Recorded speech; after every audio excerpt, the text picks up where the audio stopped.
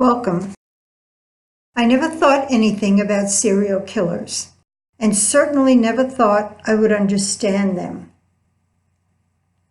I never doubted the professionals who said it was for control, done by people not raised right, who were powerless in their lives. And I always thought serial killers were few and far between. Then the story of a man crossed my path, and I realized all that they thought and all that I thought was wrong. I studied serial killers and mass murderers, some of whom were children, and I learned things that were beyond what I ever would have imagined. I learned there were many more serial killers and mass murderers than I had known, and I realized that for each one, there was at least one death, usually many more, and sometimes more than 100. Though police and FBI do a great job, but usually someone has to die before they are called in. Only with understanding can we heal this, stop this horrible situation, and save lives. So please watch this as I take you through what Sol Pais called another dimension. Learn from it and tell everyone you know, because I cannot do this alone.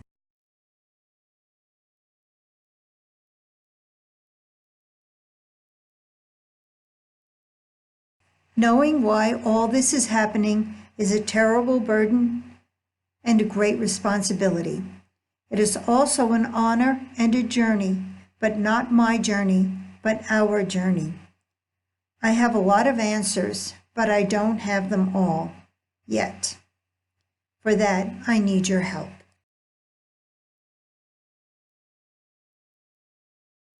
Good guy or bad guy? Actually, both. This is Ricardo Caputo. He was a serial killer from Argentina who killed 4 to 6 people. He died in Attica State Prison after he turned himself into the police.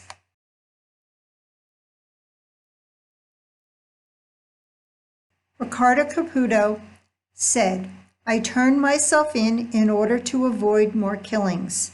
When I did what I did, I was sick, and I hope that I can be cured while I am incarcerated. That's all I have to say." The year was 1994. Sadly, I don't think he had the healing he wished for, but at least he killed no more. Andrei Chikatilo, 56 murders in the Soviet Union, executed Valentine's Day, 1994.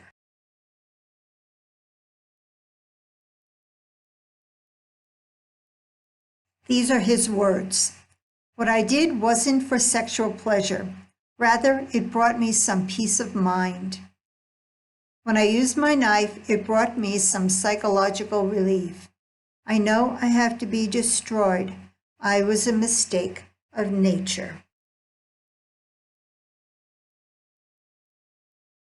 Stephen killed 5 people before the age of 21.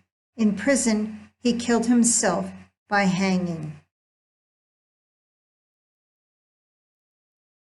His words were, "I can't help the way I feel. What I did was wrong. I know that, and I feel for them, but it doesn't mean I won't do it again." And in America, William killed 3 people. He was 17 years old, still a child himself in reality. William Herons will spend the next 65 years of his life in prison and basically die there. The date that he went on his killing spree was December 10th, 1945. This was written on the wall of a murder with the victim's lipstick. So the killer, William Harrons, was labeled the lipstick killer. But why did he write it? Hopefully, you'll understand by the end of this presentation.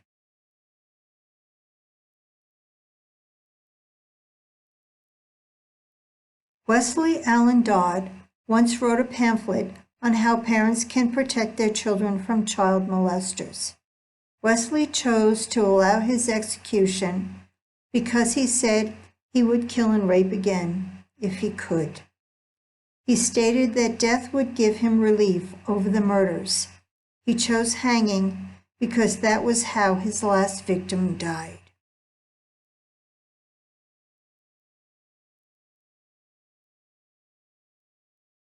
I'll do it again. I was a mistake of nature. I cannot control myself. I can't help the way I feel. When I did what I did, I was sick, and I hope that I can be cured while I'm incarcerated. It brought me some peace of mind. I could have filled up pages and pages of serial killers saying the exact same thing.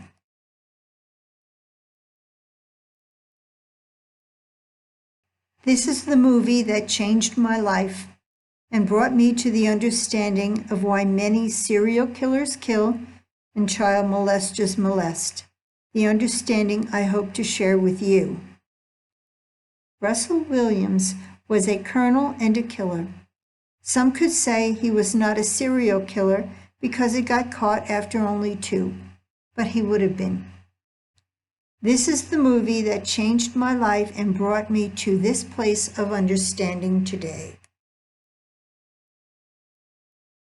This is Colonel Russell Williams, second in command at Trenton Air Force Base in Canada.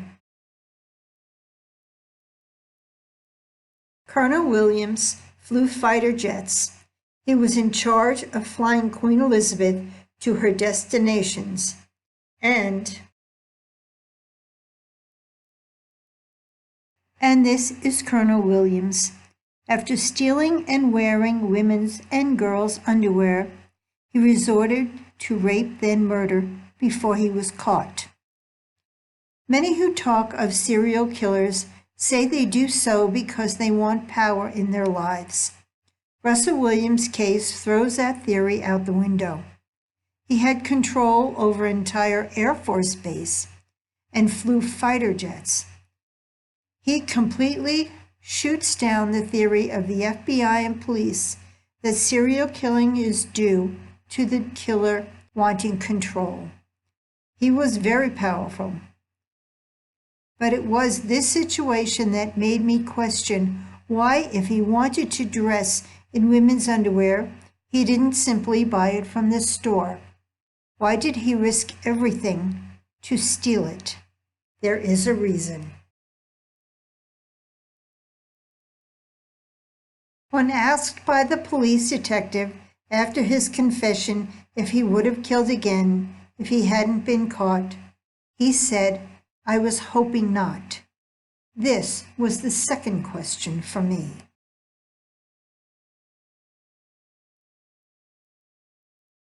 Let me ask you this. If it didn't come to the point it's at right now, if for whatever reason you didn't end up on our radar, so to speak, do you think it would have happened again?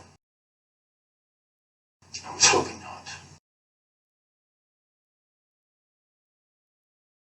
Hope is not something you turn to when you have any control.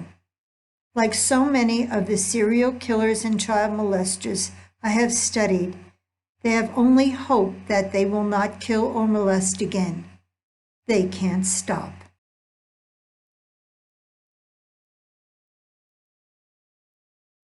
As I watched this movie, I realized that I knew why it was all happening. I knew why Russell Williams did what he did. I knew the answer to the mystery did not lie in psychology, but in child development, of which I have a degree. No matter where in the world you go, serial killers exist, and they almost always all say the same things in the same way. They cannot stop, and they don't know why.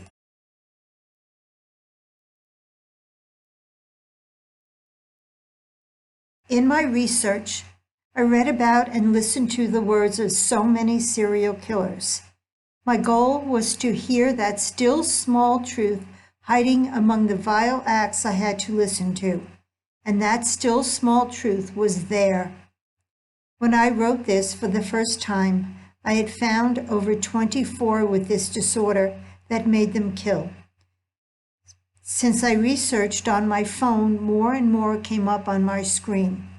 There are hundreds of thousands of people with this same disorder, and they are all over the world.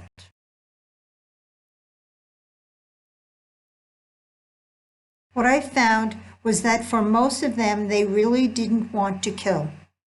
They are driven by a compulsion that they cannot control, just as William Herones said.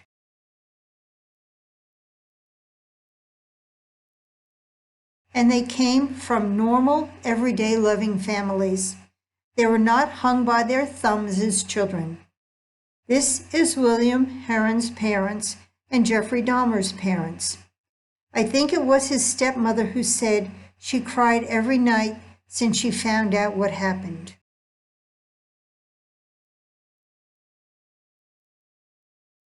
This is Jeffrey Dahmer.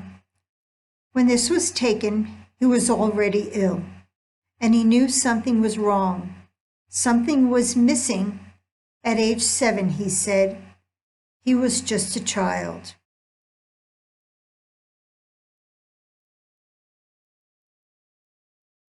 And this is Jeffrey Dahmer. For those who don't know, he was considered the Milwaukee cannibal because he killed 17 men, kept body parts in his house, and ate some of the body parts. This is Jeffrey's statement at the end of his trial. Your Honor, it is over now. This has never been a case of trying to get free. I didn't ever want freedom. Frankly, I wanted death for myself. This was a case to tell the world that I did what I did not for reasons of hate. I hated no one. I knew I was sick or evil or both. Now I believe I was sick. The doctors have told me about my sickness, and now I have some peace. I know how much harm I have caused. I tried to do the best I could after the arrest to make amends, but no matter what I did, I could not undo the terrible harm I have caused. I feel so bad for what I did to those poor families, and I understand their rightful hate. I decided to go through this trial for a number of reasons. One of the reasons was to let the world know that these were not hate crimes. I wanted the world in Milwaukee, which I deeply hurt, to know the truth of what I did. I didn't want unanswered questions. All the questions have now been answered. I wanted to find out just what it was that caused me to be so bad and evil. But most of all, Mr. Boyle and I decided that maybe there was a way for us to tell the world that if there are people out there with these disorders, maybe they can get some help before they end up being hurt or hurting someone. I think the trial did that.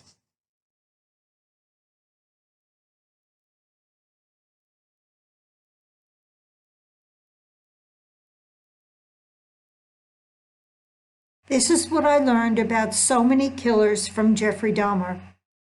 They don't want to kill. They are like this from birth. They are often intelligent. They typically don't hate. They don't know why they kill. They try not to kill, and they try to do good. Here's what I have learned from Jeffrey Dahmer. First is that the crimes are random for simply the purpose of getting what is needed from killing, which is to kill. Jeffrey said, I hated no one. Second is that since the victims were objectified, the sadness is for the families as they speak at trial of their pain, but not for the victim. I feel so bad for what I did to those poor families, Jeffrey said, and I understand their rightful hate. Third is that they have no idea why they have to kill, and they want to know why. Jeffrey said, I want you to find out just what it was that caused me to be so bad and evil. One reason Jeffrey went through the trial was to tell the world there was no hate. Killers with this disorder kill randomly, and though it may be that the victims are similar, the murders were not for hate or any other sensible reason. They are random, and sometimes a similarity simply makes killing easier. Fourth is that the killers often want to help others once they are caught and the compulsion has no more outlet. Jeffrey said, maybe there was a way for us to tell the world that if there are people out there with these disorders, maybe they can get some help before they end up hurt or hurting someone.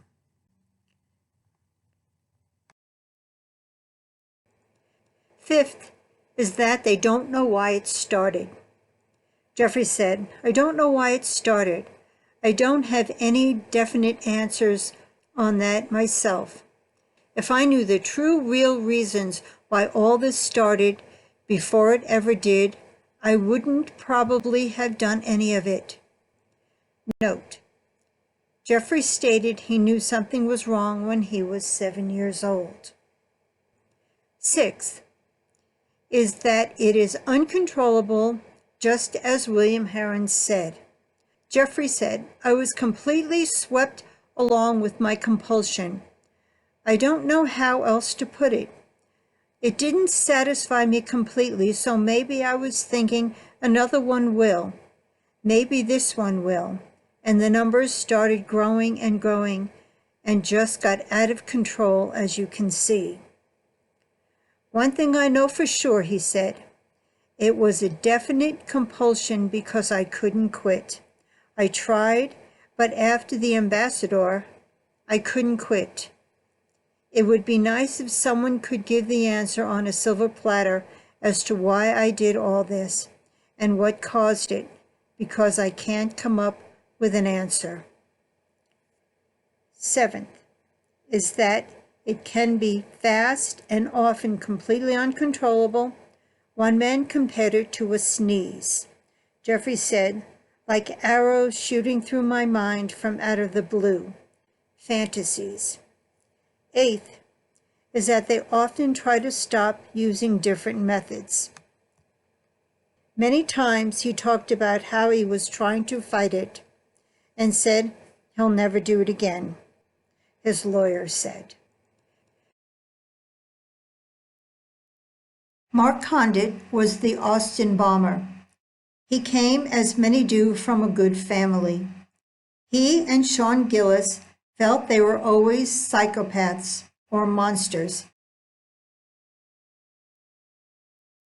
How did this come to be, man? The word monster come to mind.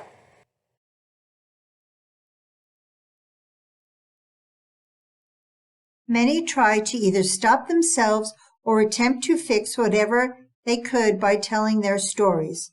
But since they didn't know what happened to them, their stories are just guesses at the problem, as are many statements of law enforcement and forensic psychologists. If you read the diagnosis of Jeffrey Dahmer, you will see they are just descriptions of what he did, not a real diagnosis. Maybe there was a way for us to tell the world that if there are people out there with these disorders, maybe they can get some help before they end up being hurt or hurting someone.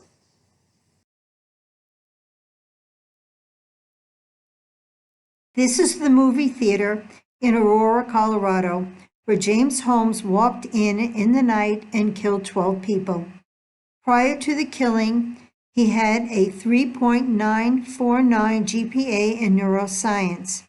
He also went to psychiatrist after psychiatrist, including one just before the shooting. I believe the study of neuroscience and the visits to psychiatrists were an attempt to heal himself and prevent the killings. I believe the last visit to the psychiatrist was to try to stop himself, just as William Heron's tried to with his note on the wall. And I believe the reason so many psychiatrists can't help is that the problem is not psychiatric. The field of child development is totally different than the field of psychology, though they overlap.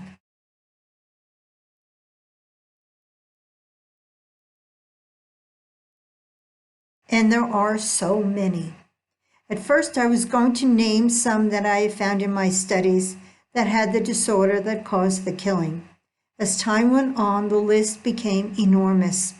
The actual number is unknown because some get caught after one killing, some kill themselves, some are simply never caught. Still, the number I found was staggering.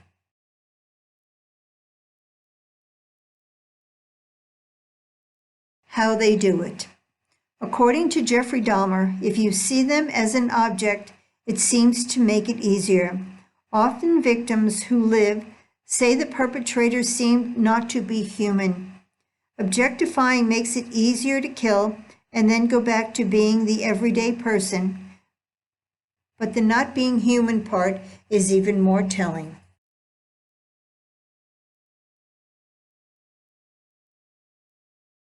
Remorse.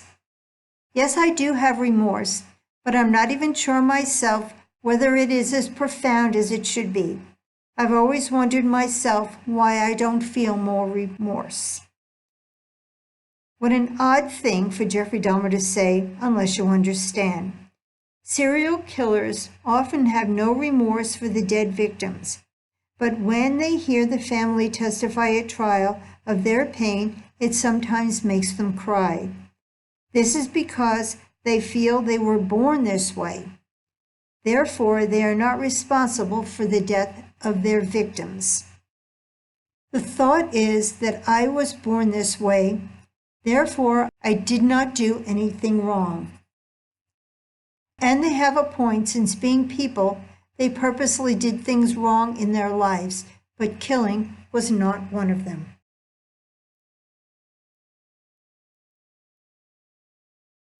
Trophies. You will often hear television shows or the like talk about killers saving trophies. Here is the thing, however. I do not believe taking jewelry or clothes or anything from the victim is really for a trophy. Trophies are typically displayed on a shelf for all to see. The keepsakes taken from victims or the photographs taken are often completely hidden and not on display. They are not trophies. They are medication. They relieve pain. For Russell Williams, the clothes he took were hidden from view and were categorized on his computer for him to return to as he chose. They were not on display.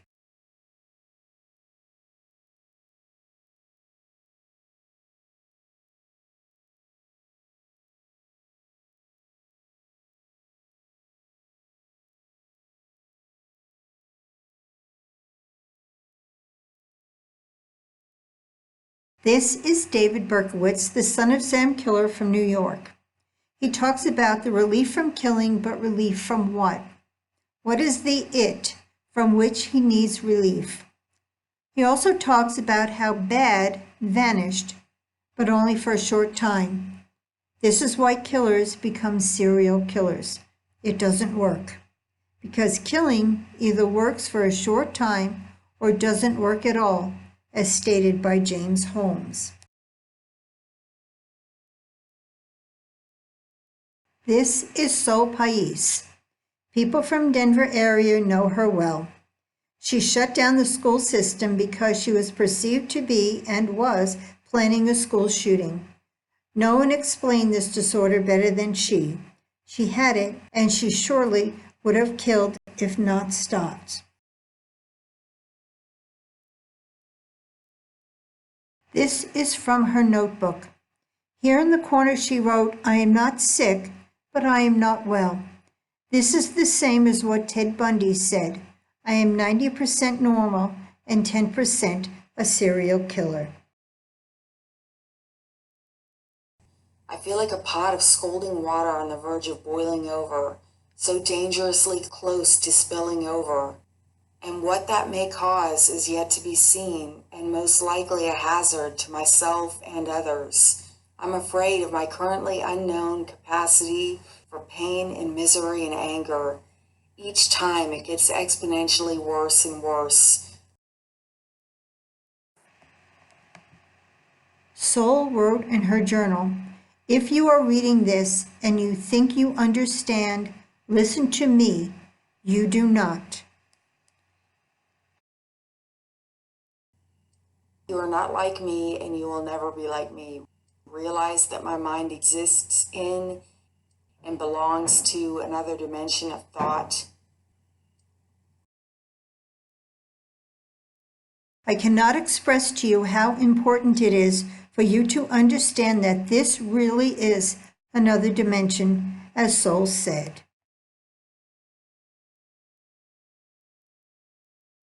Now I'm going to tell you what it really is. The BTK killer called it Factor X.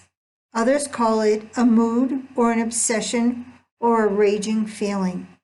There are so many names and so many wrong explanations. It is the dimension of thought that was there before birth or before memory that keeps showing itself as missing in the lives of serial killers and child molesters. It is a dimension that holds the thought you have and use every day that you have no idea you use unconsciously over and over all day long. It is a dimension that serial killers and child molesters try to use but cannot because they have something missing.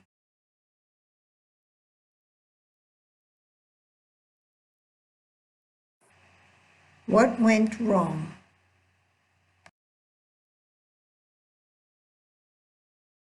In order to understand what forensic psychologists call the mystery of mysteries that will never be solved, you have to understand the two parts to every thought that is in the mind and in every cell of the body. So I'm going to use a little story to explain it.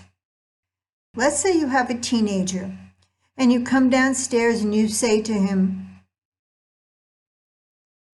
"It's Sunday night."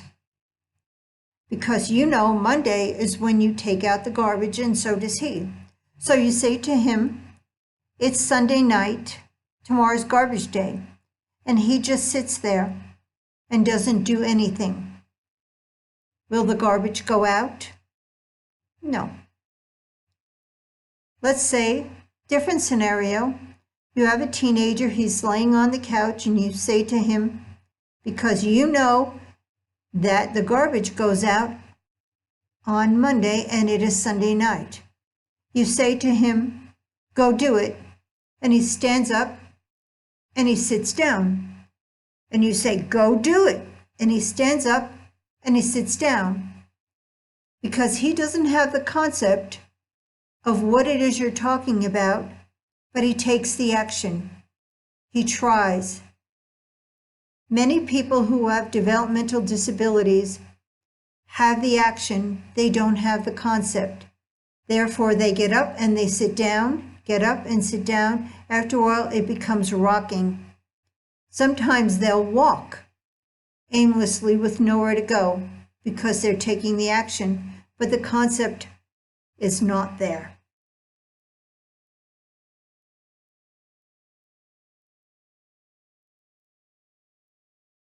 The body is made up of cells, and the cells are different and serve different purposes. But they all have one thing in common. In order for the cells to take any action at all, they need two things.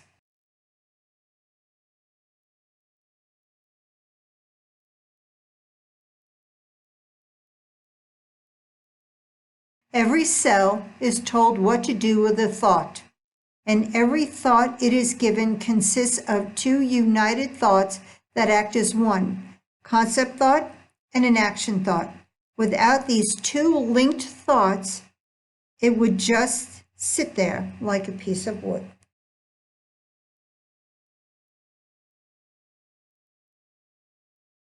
Every cell needs to be told what to do, concept thought, and every cell needs to be told to do it, action thought. It needs both. Concept thought and action thought plus physical cell equals a living, functioning, useful cell. Those cells together, including brain cells, which are basically a vehicle for the mind, form organs to make the body function. Mind. The body consists of physical cells, each of which are instructed by concept thoughts and their connected action thoughts. The mind consists of individual concept thoughts and action thoughts linked together, but without the physical cells. It's that simple.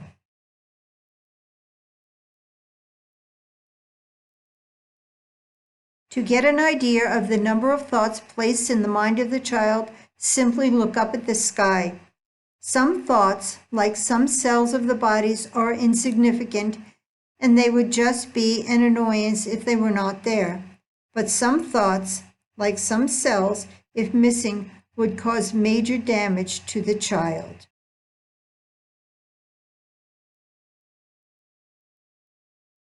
There are simple thoughts planted in the mind of the child concerning the body, like the thought to cry when hungry, the thought to suck when the lips are touched, the thought to turn its head to find a nipple, the thought to move its legs, the thought to move its fingers, and so on.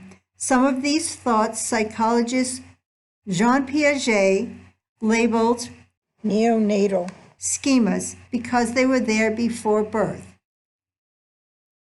All thoughts are part of the child's natural state of being. All of these pre-planted thoughts were part of the child's makeup.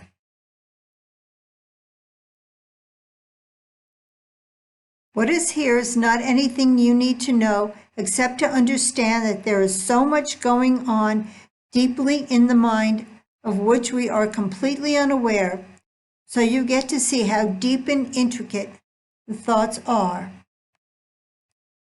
Here are a few of the concept thoughts planted in the young mind. Assimilation, the thought of using existing ideas to deal with new information. Accommodation, the thought of changing existing knowledge that does not work into new knowledge. Schema, a cohesive, repeatable action sequence possessing component actions that are tightly interconnected and governed by a core meaning. Equilibrium, the thought that is the force that drives the process that restores balance. Conservation, the thought that something stays the same in quantity though its appearance may change. Classification, the thought that there are groups that are the same because of dimension. Seriation, the thought that items can be arranged in quantifying dimension of height and weight. A child is eventually given the thought of what its physical place is in relation to the world around them. A child is eventually given the thought that it has an identity or personality. The child is eventually given the thought that it has an individual self. The child is given the thought it is a human entity.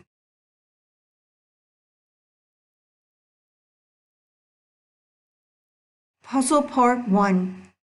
You use hundreds of thousands, maybe millions of intelligent, intricate thoughts every day you don't realize you even had. You had no idea when you were assimilating and accommodating, nor do you realize that you are doing it right now. Puzzle Part 2. Every thought in your mind and body is there to complete a task. Every thought is made of a concept thought and an action thought that works in unison. Puzzle Part 3.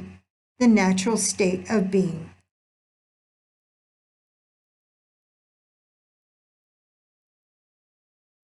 The natural state of being.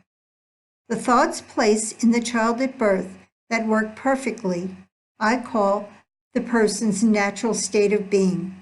Each of these hundreds of thousands, if not millions of thoughts is placed either by God or nature, whichever one you want to believe.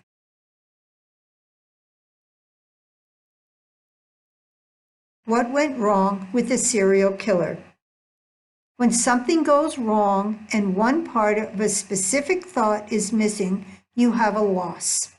The person's natural state of being causes the person to strive to fill the loss. In other words, to work properly. Because the lost thought is something needed each day, the person feels the loss all the time, and the action part of the thought is driven to fix the problem, and it fights like crazy to do so, and the person can feel it.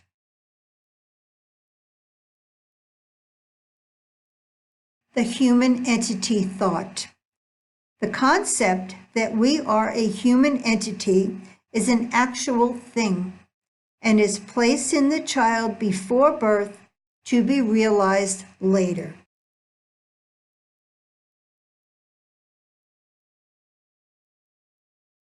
The human entity thought.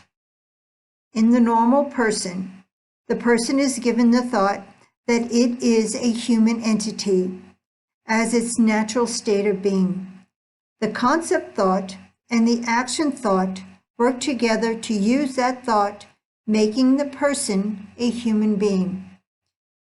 In the killer, the concept of being a human entity is missing, but the action to use the human entity concept keeps fighting and fighting and fighting on to use the human entity concept, just like the handicapped person who rocks on and on.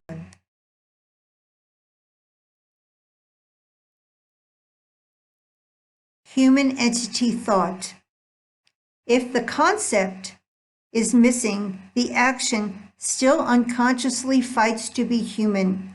Because it is unconscious and before memory is developed, there is nothing for the person to compare it to, so it is another dimension. And the action thought fights like a pot boiling over, like a monster entering your brain. You can't stop it. The action thought fights like you cannot imagine.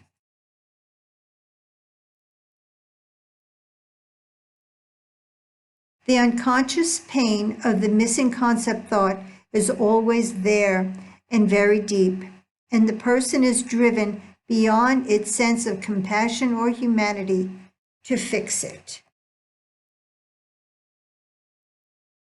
So how do they try to fix the problem of the human entity concept thought that is missing?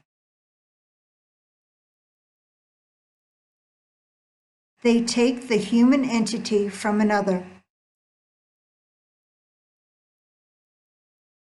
The action thought fights to do its job, and eventually the person, in desperation to heal, takes the life of another to fill the missing concept thought of being a human entity.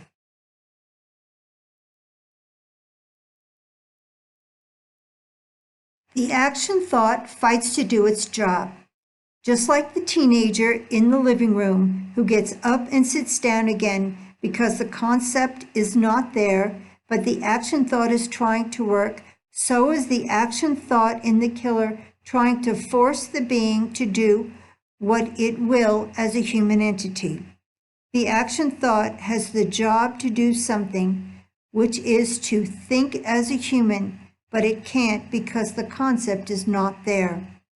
Just like the handicapped person who gets up and sits down or walks incessantly because the action part of the thought is still trying, this person's action part of the thought is still fighting to act, and it tries every day, and they can feel it.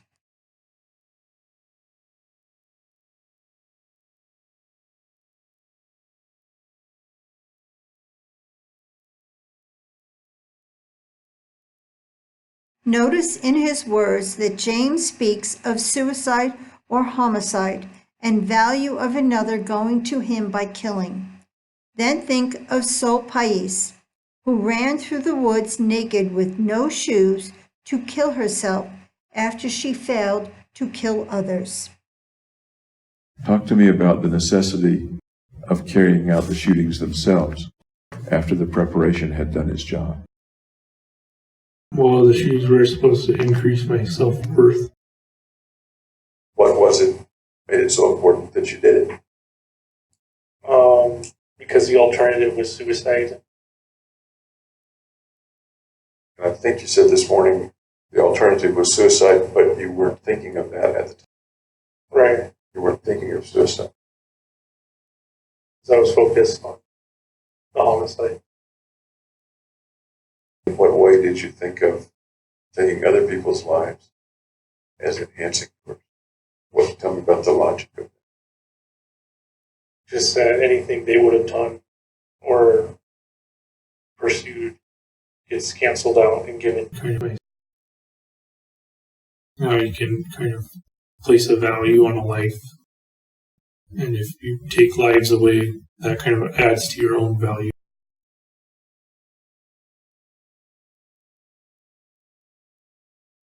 Whether called factor X by one killer or an urge by another or a compulsion or the other side of the window, it is a disorder that can be explained. Forensic psychologists say it is the mystery of mysteries that will never be solved. The reason no psychologist can help these people who often turn to them for help is that the thought that causes the problem begins before memory is formed. This makes it a developmental disorder rather than a psychological one.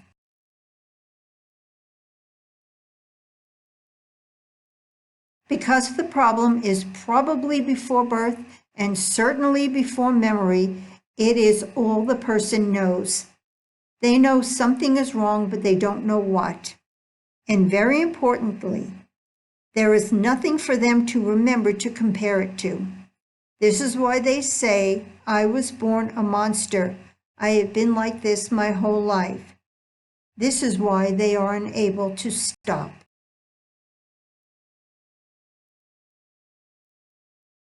There is, of course, more to the story of the natural state of being and the specific thoughts that cause serial killing. But now you understand somewhat what is going on, and hopefully if the serial killer understands, there will be no person who loses their life to this killing and no person who loses their life to prison.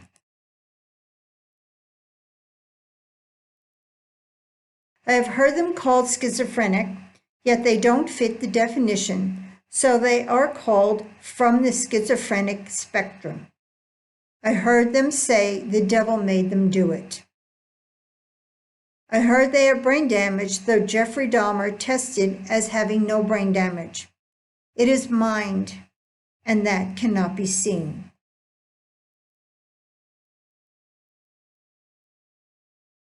And yes, this disorder can be healed, and has been, but first it needs to be seen for what it really is. You can find more information at ourjourneytounderstanding.com. Please share this video. Understanding will save lives.